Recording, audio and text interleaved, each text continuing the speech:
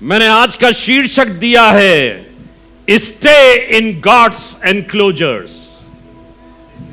Stay in God's enclosure. परमेश्वर के बाड़े में रहो। परमेश्वर के बाड़े में रहो। अभी तक अपने घर के बाड़े में रहे, ये दीवार। आप अपने मकान के बाड़े में रहते हो सुरक्षित। रात जब हुई, मम्मी पापा कह रहे बेटा आप घर आ जाओ, घर आ जाओ। काहे? बाड़े में आ जाओ। लोग शाम होते ही अपनी मुर्गियों को, कबूतरों को बाड़े में भेज देते हैं, सुअरों को बाड़े में भेज देते हैं। बाड़े में क्यों? बाड़े में भाई, बाड़ा सुरक्षित होता है।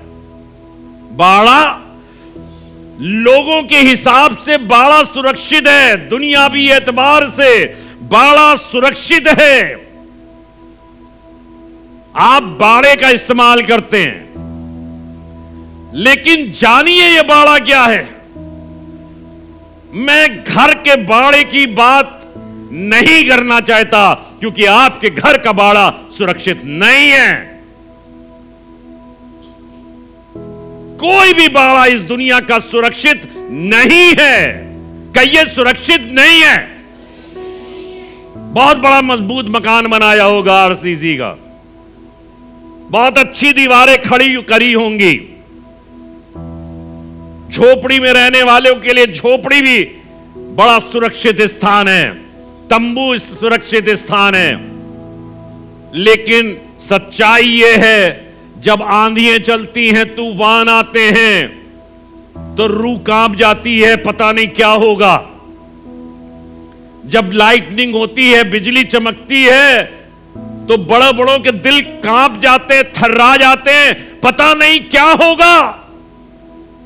जब घनघोर काली घटा छाई हुई हो और बिजली चमक रही हो, बादल जबरदस्त तरीके से गरज रहे हो, अंधेरा हो, बिजली चली गई हो, क्या आपकी रूह कांपती नहीं? घर के अंदर बैठे हुए पता नहीं मेरे घर का क्या होगा। यह हालात कहीं ऐसा ना हो बिजली तड़के और घर के अंदर घुस जाए और भस्म कर दे, खत्म कर दे। लोग खेतों में होते हैं, भस्म हो जाते हैं। लोग पेड़ के नीचे होते हैं, पेड़ गिर जाता है। दुनियावी बाड़ा खत्म हो जाता है। लेकिन जो खुदा बाड़ा बनाता है, जो परमेश्वर बाड़ा बनाता है, उसे दुनिया की कोई भी ताकत, उसको दुनिया की कोई भी ताकत तोड़ नहीं सकती, भेद नहीं सकती। उसको कोई भी ताकत भेद नहीं सकती। यह ध्यान रखिएगा। कहिए खुदा के बाड़े को कोई भी ताकत भेद नहीं सकती। कहिए खुदा के बाड़े को कोई भी ताकत भेद नहीं सकती। खुदा के बनाए हुए बाड़े में बने रहने की आवश्यकता है। यिर्मयाह नबी की पुस्तक 5वां अध्याय 22वां पद, book of Jeremiah 5th chapter and 22nd verse. और यहां पर लिखा है, यहोवा की यह वाणी है। ध्यान से सुनिएगा, यहोवा की यह वाणी है, क्या तुम लोग मेरा भय नहीं मानते? क्या तुम लोग मेरा भय नहीं मानते? और आगे लिखा है, क्या तुम मेरे सन्मुख नहीं थरथराते? एक सवाल है हमारे लिए और आपके लिए। हम लोग और आप लोग भी कुछ इसी तरीके के बन गए हैं। दुनिया के हालात कुछ इसी तरीके के बन गए हैं कि आज खुदा को इस किस्म का सवाल करने की आवश्यकता पड़ गई। वो हमसे कह रहा है, क्या तुम लोग मेरे नाम का भय नहीं मानते? क्या तुम मेरे सन्मुख नहीं थरथराते? मनुष्यों से कही जा रही है बात। ये मत सोचिएगा कि कुदरत से कही जा रही बात, नेचर से कही जा रही बात। ये मनुष्यों से एक सवाल हो रहा है। आगे लिखा है, मैंने बालू को समुद्र का सिवाना ठहराकर युग युग का ऐसा बांध ठहराया। मैंने बालू को समुद्र का सिवाना ठहराकर युग युग का ऐसा बांध ठहराया कि वो उसे लांग ना सके।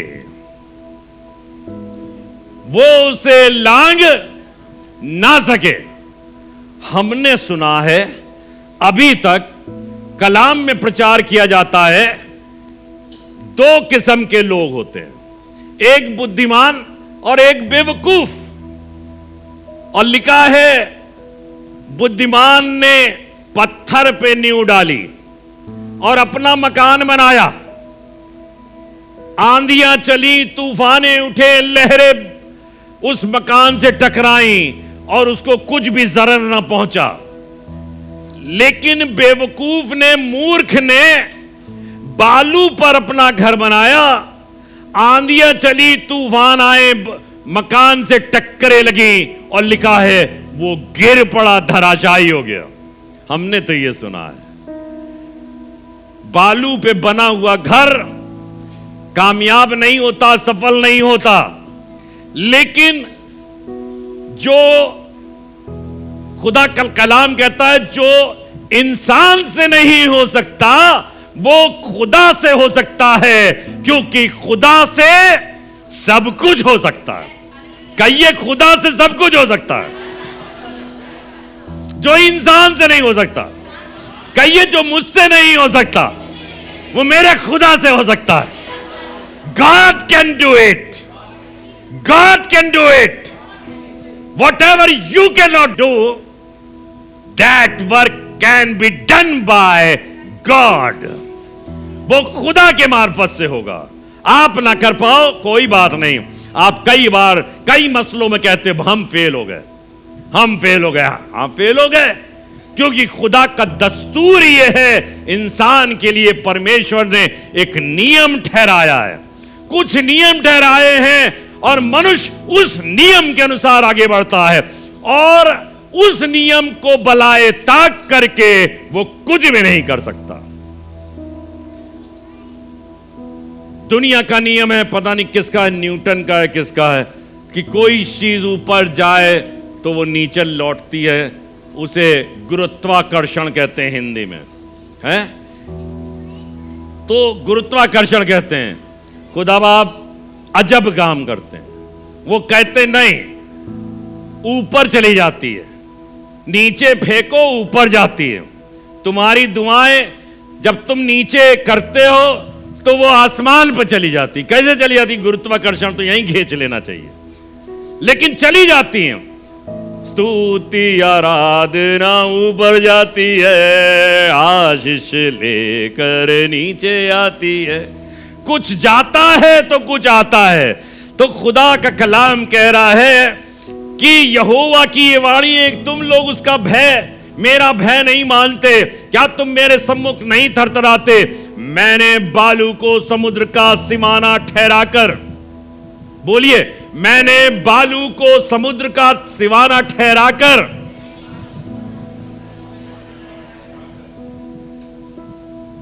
कि वो उसे लांग ना सके। वो लांग नहीं सकता, बालू लांग नहीं, ये परमेश्वर करता है। कहिए, वो परमेश्वर करता है। किसका परमेश्वर? कहिए, मेरा परमेश्वर। वो मेरा परमेश्वर करता है, मेरा परमेश्वर करता है।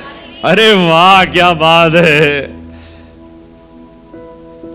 समुद्र उछल रहा है, फांद रहा है, लेकिन खुदा की इजाजत के बगैर वो बालू के बनाए गए सिवाने को लांग नहीं सकता। और लिखा है, और चाहे उसकी लहरें भी उठे, और चाहे उसकी लहरें भी उठे। लहरें उठती हैं 100-100 फीट, 150-150 फीट, 200-200 फीट ऊंची लहरें उठ रही हैं, बर्बाद कर देंगे इस देश को, इस शहर को बर्बाद कर देंगे। चाहे उसकी लहरें भी उठे, तो भी वे प्रबल ना हो सके, या जब वे गरजे, ये था नहीं है या है, या जब वे गरजे तो भी उसको ना लांग सके। उसको लांग नहीं सकती, उसको कितना भी कोशिश कर ले। और समुद्र मालूम है बेटा, इसको संभाल के रखो,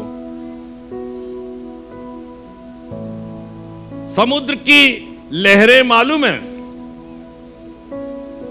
ऐसी जबरदस्त उठती हैं, इतनी जबरदस्त उठती हैं कि ऐसा लगता है ये बर्बाद कर देंगी, प्रबल हो जाएंगी।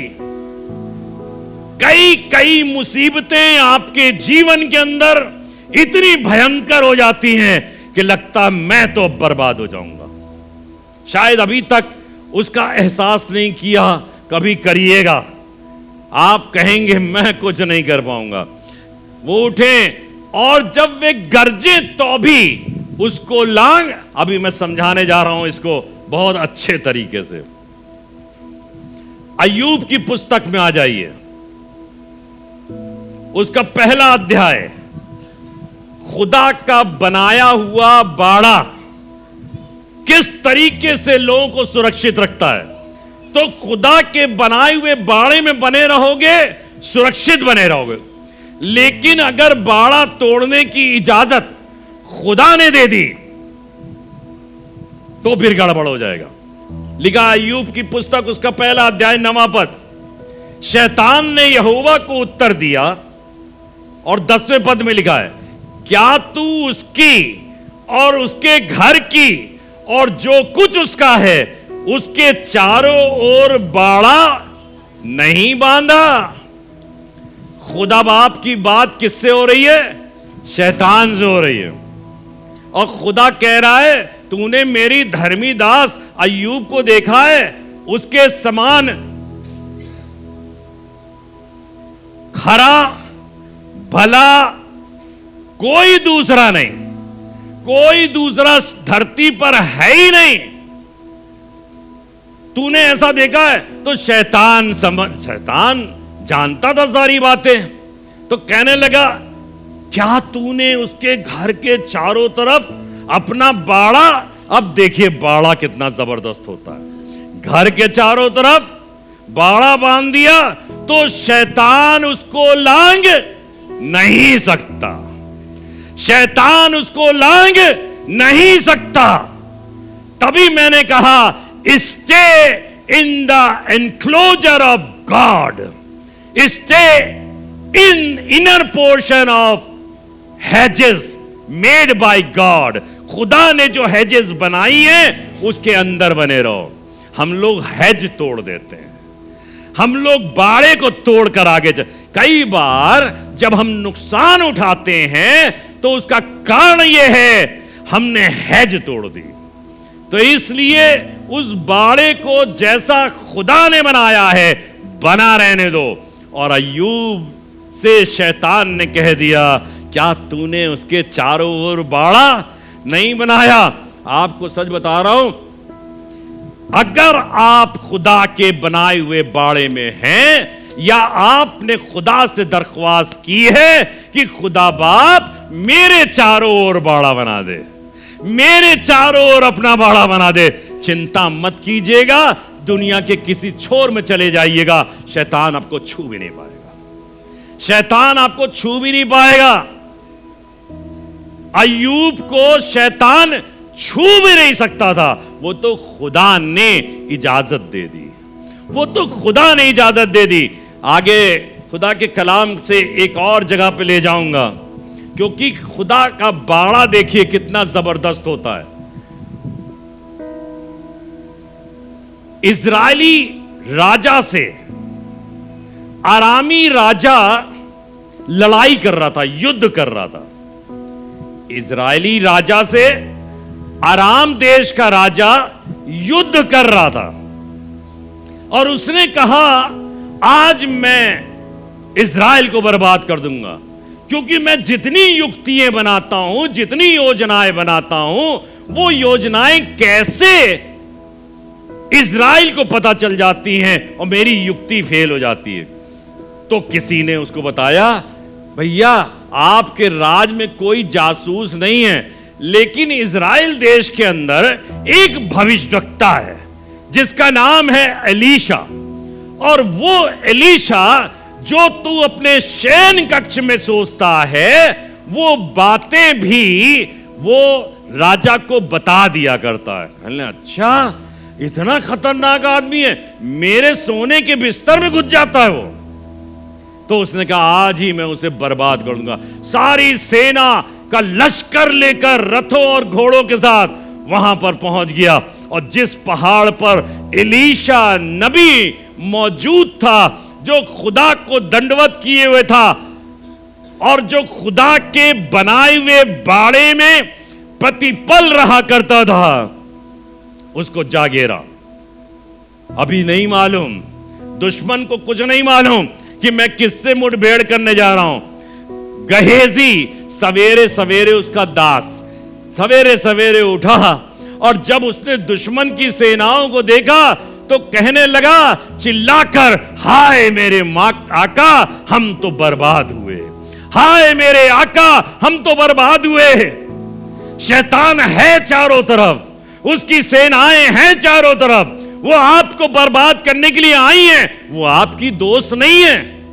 अगर शैतान से दोस्ती करोगे तो निश्चित तौर पर बर्बाद होगे, क्योंकि शैतान, लिखा हुआ है, चोर किसी और काम से नहीं आता वरन चोरी करने और घात करने के लिए आता। आप चोर से दोस्ती करोगे? दोस्ती करो खुदा से, जिसका बाड़ा आपके चारों तरफ रहकर आपको सुरक्षित रखता है, आपको सुरक्षित रखता है। और वो कहने लगा, हाय मेरे आका हम तो बर्बाद हुए। एलीशा ने कहा, क्या बात है बेटा, कल तक तो तुम ये बात नहीं कह। क्यों? क्योंकि ये दुनिया के आदमी को दुनिया की सेनाएं दिखाई पड़ती हैं। हम जब दुनिया के लोग होते हैं, दुनियावी सोच और विचार होती है, तो हमको दुनिया के दुश्मनी और दुनिया के जो नाश करने वाले हैं वो हमको दिखाई पड़ते हैं। हमको पुलिस भी दिखाई पड़ेगी, हमें जेल भी दिखाई पड़ेगी, हमें उनकी ताड़नाएं भी दिखाई पड़ेंगी। हमें नहीं दिखाई पड़ेगा तो एक चीज, वो है खुदा का बाड़ा। ये नहीं दिखेगा। तब खुदा के खादिम ने खुदा से इल्तिजा करी और उसने कहा, इसकी आंखों को खोल दे, इसकी आंखों को खोल दे। और जब उसने आंखें खोली तो खुदा के कलाम में कुछ इस तरीके से लिखा हुआ है, दूसरा राजा और उसका 6वां अध्याय और उसके 17वें पद में, 2 Kings 6 chapter and 17th verse, और यहां पे लिखा हुआ है, तब एलीशा ने ये प्रार्थना की कि हे यहोवा इसकी आंखें खोल दे कि ये देख सके। क्या क्या कहने की जरूरत है? इसकी आंखें खोल दे कि ये देख सके।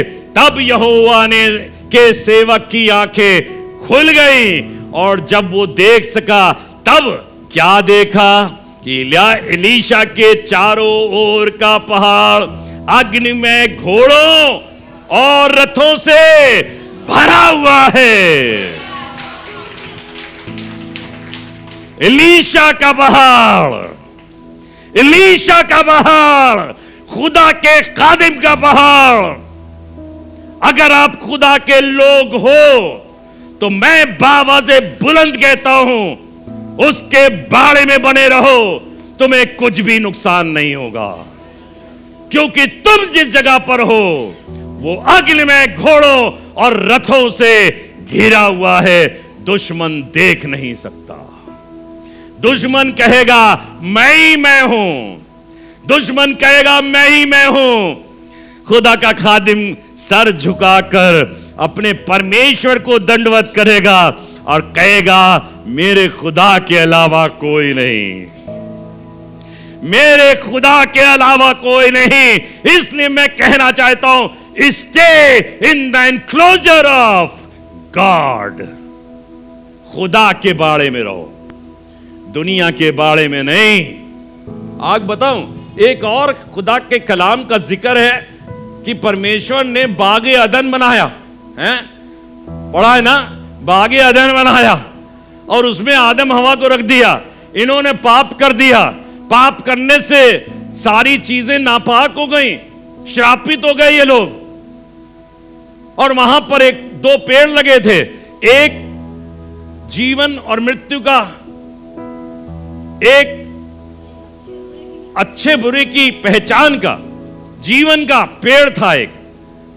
तो खुदा बाप ने कहा, अरे ये तो अब हम में से एक के समान हो गए, ये तो सब जान गए और ये गुनाह में है। अगर इन्होंने जीवन के वृक्ष के फल को खा लिया तो ये हमेशा के लिए पाप में जीवित रहेंगे। तो खुदा ने क्या किया, उनको बाग अदन से बाहर, उनको बाग अदन से बाहर निकाल दिया। और तब लिखा है खुदा के कलाम के अंदर, निकालिए उत्पत्ति की पुस्तक, उसका 3 अध्याय 24वां पद। उत्पत्ति की पुस्तक 3 अध्याय 24वां पद, यहां लिखा है, इसलिए आदम को उसने निकाल दिया और जीवन के वृक्ष के मार्ग पर, कहिए जीवन के वृक्ष के मार्ग पर पहरा देने के लिए अदन की वाटिका के पूर्व की ओर करूबों को और चारों ओर घूमने वाली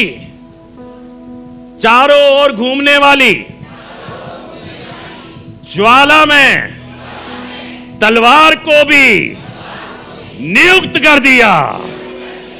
चारों ओर ज्वाला में तलवारों को, अग्नि में शोले को, और वहां पर उसने नियुक्त कर दिया ताकि अब आदम हवा उसके अंदर प्रवेश। अरे भाई, खुदा बाप तुमने इनको बनाया था, बहुत प्यार किया था, इतनी आशीष दी थी। हां, मैंने आशीष दी थी, लेकिन इन्होंने अपराध कर दिया। अब ये उसके अंदर नहीं जा सकते। मैं सच बता रहा हूं, जो मैंने पहली आयत पढ़ाई थी यिर्मयाह नबी की पुस्तक में, वो बहुत अच्छी है। यहोवा की ये वाणी है, क्या तुम लोग मेरा भय नहीं मानते? अब भी नहीं मानोगे मेरे भय को? क्या तुम मेरे सन्मुख नहीं थरथराते? मैंने बालू को समुद्र का सिवाना ठहराकर युग युग का ऐसा बांध दिया कि वो उसे लांग ना सके, और चाहे उसकी लहरें भी उठे। आप कितनी भी कोशिश कर लो, शैतान कितनी भी कोशिश कर ले, खुदा के बनाए हुए बाड़े को लांग नहीं सकता। इसलिए खुदा के बनाए हुए बाड़े में बने रहो, उसके अंदर बने रहो, उसके बाहर नहीं। आदम उसके बाहर था, और चूंकि उस समय आदम उसके बाहर निकाला गया था, और आज भी उसके बाहर ही है। आज भी बहुत से लोग बाहर ही हैं। मैं आपसे कहना चाहता हूं, खुदा को ग्रहण करो, यीशु को ग्रहण करो, और यीशु से दरख्वास्त करो, please let me allowed, I may be allowed to enter in your enclosure. मुझे अलाउ कीजिए। मैं आज जो कह रहा हूं आपसे, इसको आजमाइएगा अपने घर में जाकर, कहिएगा खुदा से, खुदा बाप मुझे अपने एनक्लोजर में आ जाने दीजिए। आपको बताना चाहता हूं, अगर खुदा के बाड़े में नहीं रहोगे तो क्या होगा? अगर खुदा के बाड़े में नहीं रहोगे तो क्या होगा? तो शैतान के बाड़े में रहोगे। सीधा सा हिसाब है। खुदा के बाड़े से बाहर शैतान का बाड़ा, बाहर शैतान का। दो ही सर्किल है भैया, एक सर्किल इसमें खुदा के लोग, और दूसरा सर्किल इसमें शैतान के लोग। अब आप पूछो अपने आप से कि आप कौन से सर्किल में हो, किस बाड़े में हो?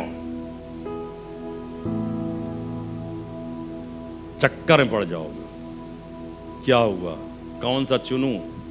हमने तो अभी तो ऐसा कोई काम ही नहीं किया कि हम डंके की चोट पे कह सकें कि हम खुदाई सर्किल के अंदर हैं। एक पहचान बता रहा हूं, लू का रचित सुसमाचार, पहचान बता रहा हूं। आपको बताना चाहता हूं एक बहुत खूबसूरत बात, इसको आजमा लीजिएगा। मैंने अभी क्या बताया, एक एग्जाम्पल जब अय्यूब का दिया था, तो शैतान ने कहा क्या तूने उसके चारों तरफ बाड़ा नहीं बनाया? तो यीशु मसीह ने क्या करा, परमेश्वर ने क्या कहा? कहा अब मैं अपने बाड़े को हटाता हूं, अब मैं अपने बाड़े को हटाता हूं। तो किसके बाड़े में चला गया? वो किसके बाड़े में चला गया? शैतान के बाड़े में। खुदा बाप ने अपना बाड़ा हटा लिया। चूंकि खुदा ने अपना बाड़ा हटा लिया, इसलिए एक सूचना लेकर के आया, अय अय्यूब देख, हम ऊंटों को लेके जा रहे थे, फलाने लोग आए, उन्होंने उनको लूट लिया, तेरे दासों को मार दिया और वो उन्हें लूट के लेके चले गए। फिर ये कह भी नहीं पाया था, एक और आया, उसने कहा हम भेड़ों को चरा रहे थे, वो भी चले गए। सब 5 लोग आते हैं, 5 लोग आके भिन्न भिन्न किस्म की बात आके कहते हैं, और उसमें आखिर में एक आदमी आया, तेरे बेटे और बेटियां अपने बड़े भाई के घर पे खाना खा रहे थे, आनंद कर रहे थे कि एक हवा चली, आंधी चली और मकान पे लगी और तेरे बच्चे वहीं पर मर गए। क्यों? शैतान बीमारियां लेकर आता है। शैतान के बाड़े में बीमारियां हैं, शैतान के बाड़े में मुसीबतें हैं, शैतान के बाड़े के अंदर तकलीफें हैं। अगर आप और हम उन मुसीबतों के अंदर मुब्तला हैं, साफ सुनिए मेरी बात, अगर मुसीबतों के अंदर मुब्तला हैं तो हम खुदा के बनाए हुए बाड़े में नहीं हैं।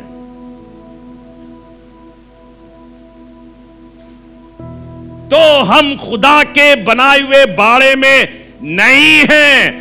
अब चाहे खुदा ने अलाउ किया तो आप उस बाड़े में चले गए हो ताकि आप परखे जाओ अय्यूब की तरह, या आपने ही चुनाव किया कि मुझे ये बाड़ा पसंद है, मुझे ये बाड़ा पसंद ही नहीं है। बहुत खतरनाक बात बता रहा हूं। खुदा क्यों लिखा है खुदा के कलाम के अंदर, अगर तुम्हें कोई छूता है तो मेरे आंख की पुतली को छूता है। क्यों लिखा है खुदा के कलाम में, मैं अपने स्वर्गदूतों को आदेश दूंगा ता ना हो तुम्हें पत्थर से भी लिगाए ना। गलत तो नहीं बोल रहा हूं। मैंने तुम्हें आगे पीछे ऊपर नीचे घेर रखा है और अपना हाथ तुम पर। खुदा के लोगों पर जब खुदा का बाड़ा होता है तो बीमारियां नहीं होती हैं। बीमारियां तब आती हैं, मुसीबतें तब आती हैं ऐसी वाली, जब खुदा अलाउ करता है या हम उसका चुनाव करते हैं। हमने चुना है, हमने चुना, आपने चुना दुनिया को। आपने खुदा से कहा नहीं खुदा बाप, हमको आप नहीं चाहिए, हमको आपका बाड़ा नहीं चाहिए, हमको शैतान का बाड़ा चाहिए। खुदा के जहां खुदा मौजूद है वहां क्या लिखा है? वहां आनंद की, मैं नहीं कह रहा हूं, आप ही बोल रहे हो। परमेश्वर के आंगनों में आनंद की, परमेश्वर के आंगन, बोलिए जोर से बोलिए, परमेश्वर के आंगनों में आनंद की भरपूरी है। Then when why we are weeping, why we are crying, क्योंकि हम उसके आंगनों में नहीं हैं। हमको उसके आंगन में आने की जरूरत है, हमको उसके एनक्लोजर में आने की जरूरत है। आप उसके एनक्लोजर में आ जाइए, दुआ कीजिए। ये मैं पिछले कई हफ्तों से बार बार बुलंद आवाज से कह रहा हूं, please pray to the lord, please come on your knees, अपने घुटनों पे आ जाइए। समय अच्छा नहीं है, समय खराब है, हमको जब तक हमारे नथनों में सांस है इसी दुनिया में रहना है, इसी दुनिया में रहना है। लेकिन इस दुनिया के अंदर भी परमेश्वर का हाथ हम पर बना रहना चाहिए। लेकिन लिखा है खुदा के कलाम में, और उन्होंने उसके साथ रहना ना चाहा, वरन उन्होंने दुनिया को मुझसे ज्यादा पसंद किया। दुनिया की खुशियों को, दुनिया के स्टाइल को, दुनिया के आनंद को, यह दुनिया का आकर्षण, वाकई में सच बता रहा हूं क्योंकि मैं भी निकला हूं इस दौर में से, इसलिए मैं कह रहा हूं दुनिया का आकर्षण है ही ऐसा कि हम उसमें फंस जाएंगे, गिर जाएंगे। बी अलर्ट, गौर करिए अपने जीवन के ऊपर, कहीं मेरा एनक्लोजर बदल तो नहीं गया है। खुदा के साथ रहेंगे, मैं सच बता रहा हूं, यकीन दिलाकर कहता हूं, 100% कहता हूं, परमेश्वर के आंगनों में आनंद की भरपूरी है। There is no weeping, there are no tears, कोई आंसू नहीं है। हम यहां पर रोते और कराहते इसलिए हैं ताकि एनक्लोजर बदल जाए। We want to change our enclosure. हम अपने हेजेस को जो खुदा की हैं उसको बना लें। बहुत साफ है, जब खुदा ने इजाजत दी कि मैं अपने बाड़े को हटा रहा हूं तो शैतान उसकी जिंदगी में मुसीबतें ले आया। तब शैतान उसके शरीर पर फोड़े, फुंसी, तमाम क्या क्या लिखा हुआ है कि वो टाट ओढ़ लिया, राख पे बैठ गया, अपने ऊपर धूल उड़ाने लगा और उसने कहा मैं मां के पेट से नंगा आया और नंगा लौट जाऊंगा। खुदा ने लिया और खुदा ने दिया खुदा का नाम। ये क्यों कह पाया? इसलिए कह पाया because he believed, he has full faith that I was in the enclosure of God, but God has removed that enclosure, that hedge, and now I am in the hand of Satan. हम शैतान के हाथ में हैं और शैतान हमारे ऊपर ऐसी चीजें ला रहा है। लेकिन लिखा है खुदा के कलाम में, अय्यूब की पुस्तक पढ़िएगा, उसने इन सब बातों में परमेश्वर के खिलाफ कोई भी अपराध नहीं किया। वो चला गया शैतान के बाहों में, वो चला गया शैतान के एनक्लोजर में, लेकिन वहां पे भी रहकर हम जेल में जाएंगे। पौलुस सिलास जेल में गए, पतरस जेल में गए, because they were residing in the enclosure of God and now they are in the jail, but even then they are shouting praise the Lord. They are shouting praise the Lord. They are singing songs of glory. वो खुदा के गीत गा रहे थे मुसीबतों के क्षणों के अंदर। मेरे कहने को अन्यथा मत लीजिएगा, अदरवाइज मत लीजिएगा, क्योंकि मैं साफ कह रहा हूं दो चीजें, या तो खुदा एनक्लोजर को हटाता और शैतान को इजाजत देता है, और या हम चूज करते हैं कि हम उस शैतान के एनक्लोजर में रहे। खुदा हटाता ये तो ठीक है, ये हमारे स्टेटस को बढ़ाता है, क्योंकि अय्यूब को उसके बाद दूना मिल गया। लेकिन जब शैतान चुराता है, जब हम खुशी से शैतान के पास में रहते हैं, ये परख की आत्मा है जो परख कर बताई जा सकती है। इसे कहते हैं परख की आत्मा। परखो कि तुम हो कहां और किसकी मर्जी से हो। जबरदस्ती के लिए कुछ भी कहने की जरूरत नहीं है।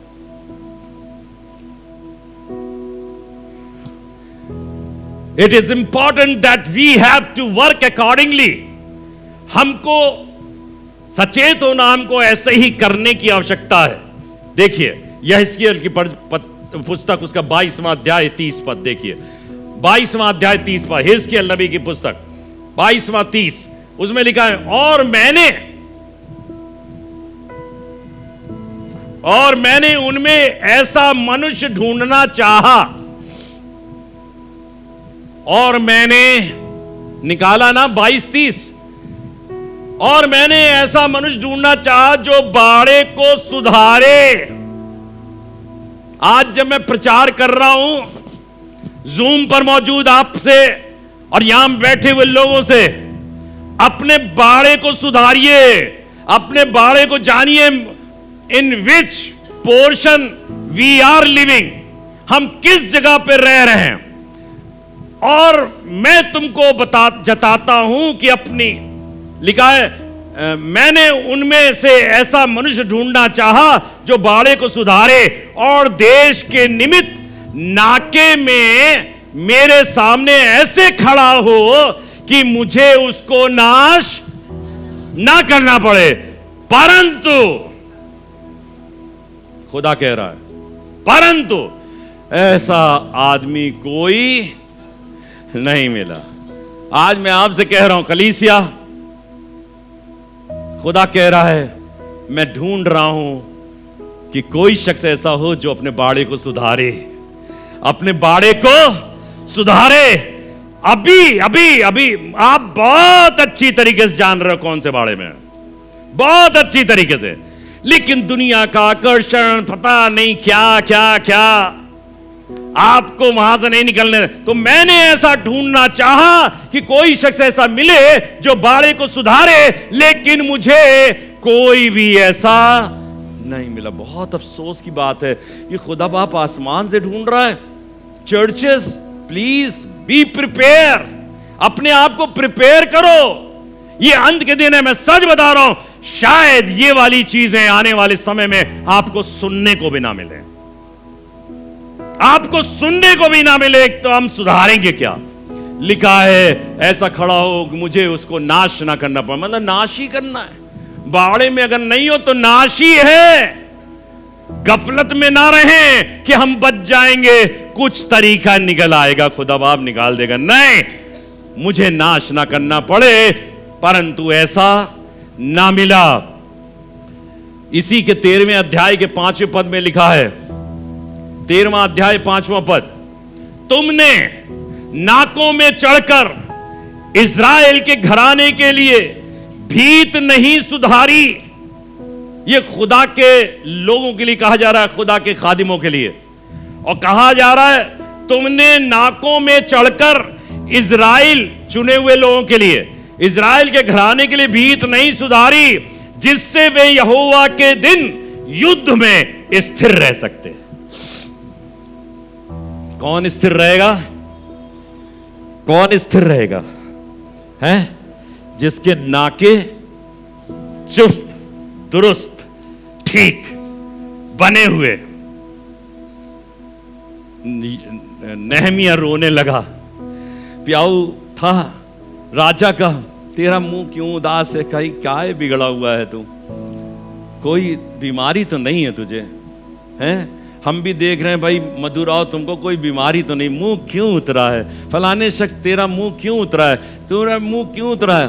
मुझे दुख है, यरूशलेम की दीवारें जली हुई है। आज हम यहां चिल्ला रहे हैं, क्यों? अपने लिए भी और आपके लिए भी, आपके लिए भी, कलीसिया के लिए। कोई शख्स ऐसा मिले जो नाकों को सुधारे। लिखा है तुमने नाकों पे चढ़कर इज़राइल के घराने के लिए भीत नहीं सुधारी, जिससे यहोवा के दिन युद्ध में स्थिर। एक दिन आने वाला है बहुत खतरनाक, कलीसिया, एक दिन आएगा और तब कोई भी हमको बचा नहीं पाएगा। यशायाह नबी की पुस्तक उसके 5वें अध्याय के 5वें और 6ठे पद में कुछ लिखा हुआ है, अब मैं तुमको जताता हूं। यशायाह नबी की पुस्तक 5वां अध्याय 5वां पद, अब मैं तुमको जताता हूं कि अपनी दाख की बारी से क्या करूंगा। गौर से सुनिएगा, खुदा आसमान से देख रहा, church, he is looking downwards. मेरी दाख की बारी है। असेंबली बिलीवर चर्च पन की ये खुदा की दाख की बारी है। क्या है? कहिए दाख की बारी, खुदा की दाख की बारी। लिखा हुआ है अब मैं तुमको जताता हूं, बताता नहीं हूं, जताता हूं। बताता और जताते में फर्क है। जब बताया जाता तो हम बता रहे हैं तुमको सुन लो, लेकिन जताए देता हूं, होश में रहना, कायदे में रहना, अंतर है दोनों शब्दों के अंदर। मैं तुमको जताता हूं कि अपनी दाख की बारी से क्या करूंगा, मैं उसके कांटे वाले बाड़े को उखाड़ दूंगा। तुमने उसमें रहना नहीं चाहा। कलीसिया कई बार दाख की बारी बनाई जाती है, चारों तरफ गड्ढा खोदा जाता है, बारी बनाई जाती है, ऊंट कटारे लगाकर उसको सुरक्षित किया जाता, लेकिन तुम रहना नहीं चाहते, तुम तो निकल के बाहर जाना चाहते हो। मैं अपनी दाख की बारी से क्या करूंगा, मैं उसके कांटे वाले बाड़े को उखाड़ दूंगा कि वो चट की जाए। कहिए चट की जाए। ये क्या होता चट की जाए? कुछ नहीं बचेगा। जब टिड्डियां और क्या क्या होती वो छोटी छोटी, वो जब हरी पत्तियों बैठ जाती हैं, पेड़ का पेड़ खा जाती हैं, कहीं सब कुछ चट कर गई है। क्या हो गया? सब खा गई। चट की जाए और उसकी भीत को ढा दूंगा कि वो इतना गुस्सा मत दिलाओ हमें। हाँ, इतना खुदा कह रहा है, इतना गुस्सा मत दिलाओ बेटा। मैं अभी तुम्हारा प्रहरी हूं, अभी तुमको सुरक्षा घेरे में रखे हो, लेकिन तुम मुझे इतना गुस्सा ना दिलाओ कि वो चट की जाए और वो पैरों तले रौंदी जाए। आगे क्या लिखा है? मैं उसे उजाड़ दूंगा, मैं उसे उजाड़ दूंगा। वो ना तो फिर छाटी और ना खोदी जाएगी, और उसमें भांति भांति के कटीले पेड़ उगेंगे। मैं मेघों को भी आज्ञा दूंगा कि उस पर जल ना बरसाए। मेरे लोगों, खुदा के बाड़े में बने रहो। आज सोचो हम कहां हैं, किस तरफ है। Prepare yourself. आखिरी बात बताऊंगा, मरकुस रचित सुसमाचार 12वां अध्याय 1 पद। फिर वो दृष्टांत में उनसे बातें करने लगा। ये आजकल के समय के बारे में लिखा हुआ है। फिर वो उनसे दृष्टांत में बातें करने लगा कि किसी मनुष्य ने एक दाख की बारी लगाई। खुदावंद यीशु मसीह ने एक दाख की बारी लगाई। आज से 2023 साल पहले खुदावंद यीशु मसीह ने एक दाख की बारी लगाई और उसके चारों ओर बाड़ा बांधा और रस का कुंड खोदा और गुम्मट बनाए। ये रस का कुंड है चर्च, ये रस का कुंड है आपका। आप इसमें आके रस ले सकते हो। गुम्मट बनाए, सुरक्षा प्रहरी को बैठाया, फरिश्तों को बैठाया, ज्वाला में अग्नि में तलवार लिए हुए फरिश्तों को बैठाया, और किसानों को पादरियों और किसानों को उसका ठेका देकर कहां चला गया? परदेश, आसमान चला गया। वो चला गया, लेकिन आगे पढ़िएगा, लिखा है लेकिन ये सोच के गया मैं फिर आऊंगा। I will come again, I will come again. और तब मैं देखूंगा मेरी दाख की बारी के साथ कैसा व्यवहार किया गया। मैं कलीसिया तुमसे कहना चाहता हूं, बहुत आराम के दिन नहीं है। हो सकता है आपको मौका नहीं मिलता है, घर की हालात, घर की परिस्थितियां, वातावरण, या जिन चीजों में आप जूझ रहे हो, आप सोच रहे हो इसमें से निकल जाएं, इसमें से हट जाएं, नहीं निकल पाओगे। बिकॉज ऑफ द रीजन वहां पे बाड़ा खुदा का है ही नहीं। खुदा के बाड़े में आ जाओ तो वो सारी चीजें अपने आप ऑटोमेटिकली चली जाएंगी। हम क्यों कह रहे हैं, दुआ कर रहे हैं खुदा के बाड़े में वो जेल के अंदर कैदी जो बंद हैं वो छूट कर वहां से आ जाएं। Because we are living in God's enclosure. हम खुदा के बाड़े के अंदर हैं और यहीं से हम आदेश देना चाहते हैं वो वहां से निकल आए। कलीसिया जब लौ लगाकर प्रार्थना करती थी, कलीसिया जब लौ लगाकर प्रार्थना करती थी, तब लिखा हुआ है पतरस जेल के दरवाजे खुल गए। ये कहानी नहीं है, ये सच्चाई है। ये कहानी नहीं है, सच्चाई है। ये जो अय्यूब की पुस्तक है, ये कहानी नहीं है, सच्चाई है। ये अय्यूब एक शख्स हुआ है। अय्यूब के दादा का नाम पता क्या था? अय्यूब के दादा का नाम क्या था? हैं? अय्यूब के पापा का नाम क्या था? हैं? नहीं मालूम। अय्यूब के पापा का नाम था इसकार। कहिए इसकार। और इसकार किसका बेटा था? आपको मालूम होगा ये वाली बात। इसकार किसका बेटा था? याकूब का। याकूब के 12 बेटे थे और याकूब के 12 बेटों में से एक बेटा है इसकार, और इसकार का बेटा था अय्यूब।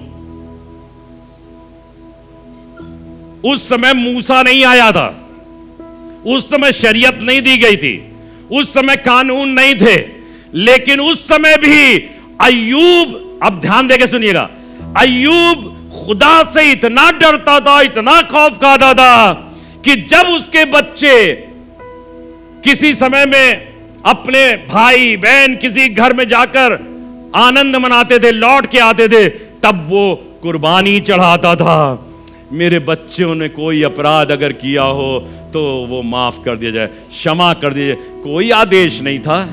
There was no covenant, none covenant, कोई कवनेंट नहीं था, कोई आदेश नहीं था, लेकिन फिर भी, और कहीं नहीं लिखा है कि खुदा ने माफ कर दिया। अय्यूब की पुस्तक पढ़िएगा, यह लिखा है कि वो करता था, लेकिन कहीं नहीं लिखा है माफ कर दिया खुदा ने। इसलिए हमको और आपको कितना होशियार होने की जरूरत है कि हम लोग परमेश्वर के बाड़े में बने रहें। उसके पास सामर्थ है, वो सर्वशक्तिमान परमेश्वर है, वो हमारा अब्बा है, वो हमारा बाप है, वो हमारा प्रिय है, वो हमारा प्रेमी है। तुम मांग भी ना चुकोगे और मैं तुमको दे दूंगा, क्योंकि तुम उसके एनक्लोजर में हो। तुम उसके एनक्लोजर में हो। We remain in God's enclosure.